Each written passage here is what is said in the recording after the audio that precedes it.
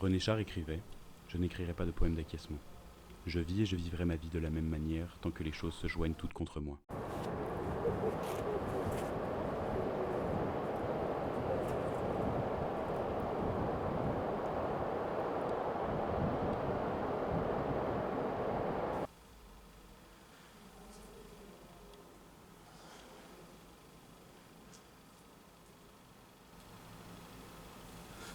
J'ai l'oreille qui siffle. Le vent souffle fort et je sens que l'on ne va pas parler. L'horizon est dégagé et la mer est basse, comme s'il nous avait attendus. Je vois loin à l'horizon, une vue calme et de mort. Sous mes pieds, je sens l'humidité du sable. Ce sable, je sens qu'il veut que je le batte, que je le moule à mon image. Je crois qu'à part ces grains de sable, tout ici me fait disparaître.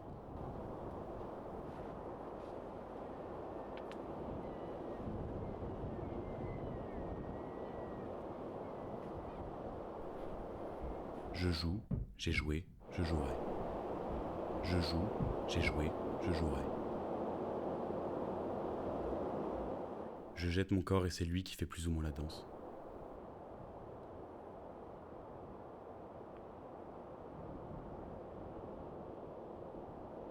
Je sens qu'il me reproche des choses incompréhensibles, comme de vouloir voler son chien ou de cracher dans son dos. On a fait pas mal de voyages, à chaque fois les mêmes. Pinte, musée, marche, pinte, plage, rire, pinte, sortir, pinte, et après on marchait et on regardait les autres. On les disséquait, comme des anchois ou des organes.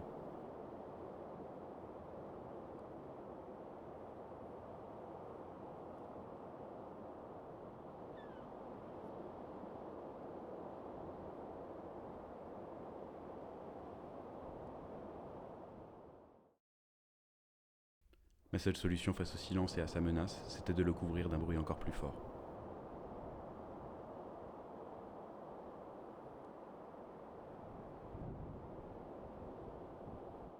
Dans ce genre d'exercice, j'étais bon car inattendu. Je jette mon corps dans un mouvement infini pour ne pas penser.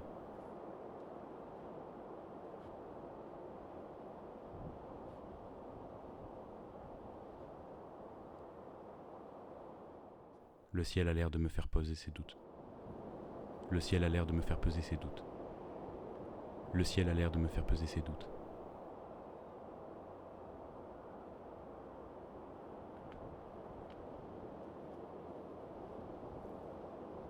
On ne se regarde pas.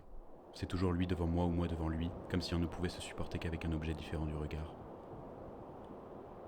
On est à côté, mais nos deux regards trahissent notre distance.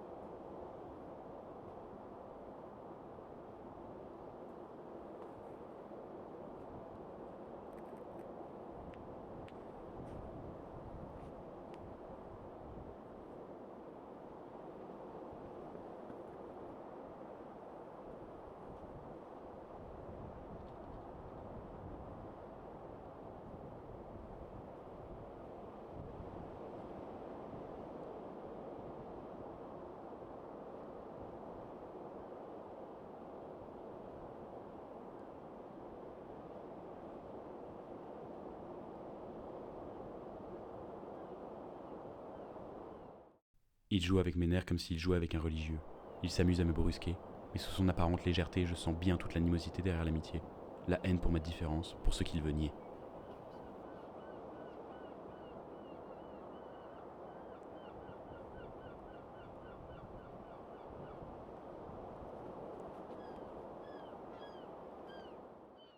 Mais au milieu de ce confort, je sentais comme un vice profond, comme si j'étais en train de me soumettre à des règles et de me trahir, comme une onde de vengeance silencieuse qui vous prend en traître.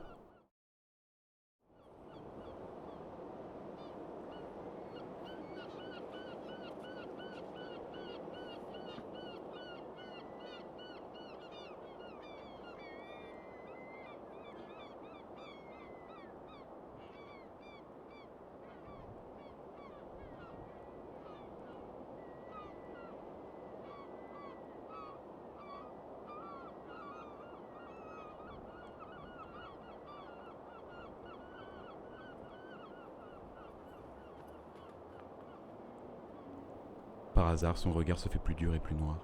Par hasard, le ciel s'est corsé. Par hasard, ses membres sont engourdis et je vois mal. Ça ne peut pas être un hasard.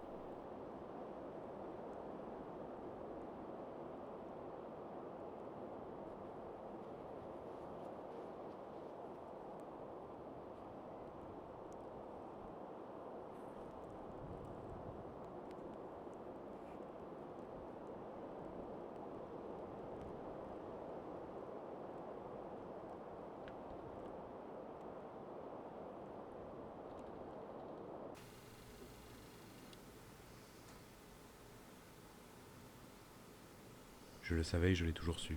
On vous veut du mal lorsque vous vous engagez, et votre bonne volonté apparaît aux yeux des autres comme le regard innocent de la victime, de celui qu'on désigne comme la proie, pour qu'elle obéisse à des règles arbitraires et différentes de la gravité ou de la morale. Il n'y a rien à faire. Je suis piégé, sans assez de force pour fuir et m'affirmer, encore une fois renvoyé à ma seule présence solitaire. Je dois attendre que quelqu'un me ressemble, s'assied avec moi, et, en silence, me montre une présence innocente.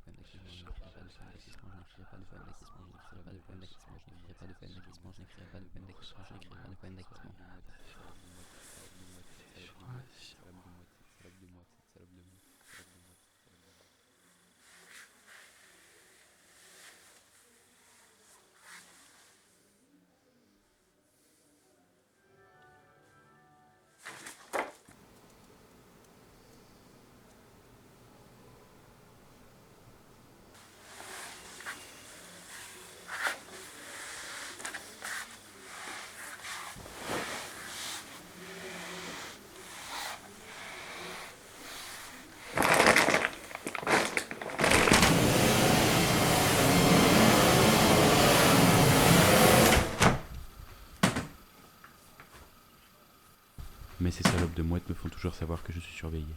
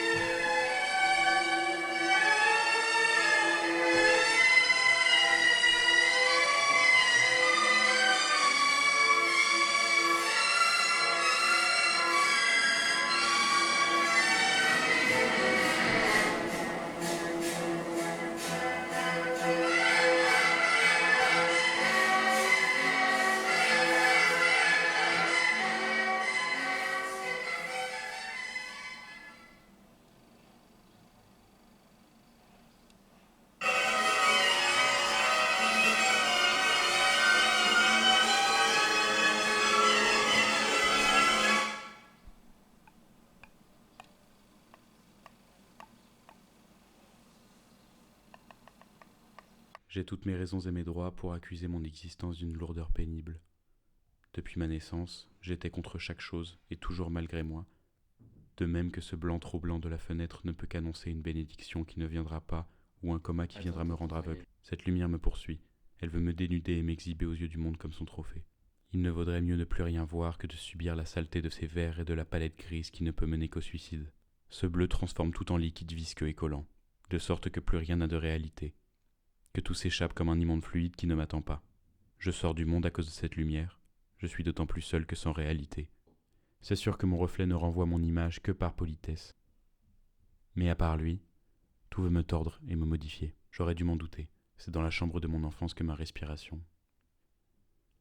Mon seul abri face au regard des gens et des choses est chez moi. Là où le silence au moins daigne retenir son avis sur mon existence. Le long des murs, des trottoirs, des voitures ou des métros, il y a la même altérité opaque qui ressurgit, avec le même procès qu'elle porte contre moi, sous toutes mes formes, enfant ou adulte, jusque chez moi. Cette clarté est un blanc rempli de violet et de mort au rat, un violet toxique qui s'écoule dans l'océan et qu'on ne veut me faire boire. Et cette peinture noire n'attend que de pourrir et de fondre pour couler sur moi et pour m'étouffer enfin. Cette lumière découpe les traits de mon meurtrier. Il est là, devant moi. J'ai eu le temps de tourner la tête et de balayer du regard mon appartement pour qu'il me trouve, révélé par cette blancheur.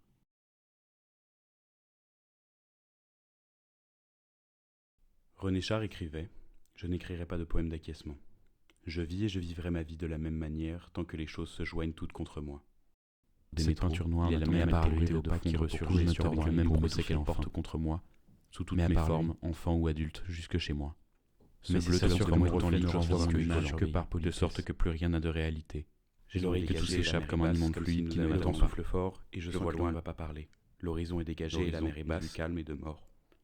Sous mes pieds, je sens l'humidité que je le moule à mon image. Je crois qu'à part ces grains de sable, par hasard, son regard se fait plus dur et plus disparaître. Par hasard, le ciel s'écorche. Je sens qu'il veut que je le... Par hasard, ses membres sont engourdis et je vois mal. Par hasard, il ne me retient pas, mais cette clarté est un blanc rempli de violet et de mort, la plage est vide. Cette clarté est un blanc rempli de violet toxique qui s'écoule dans l'océan, plage qui s'étend dans l'océan et témoin de me faire boire. Comme la proie.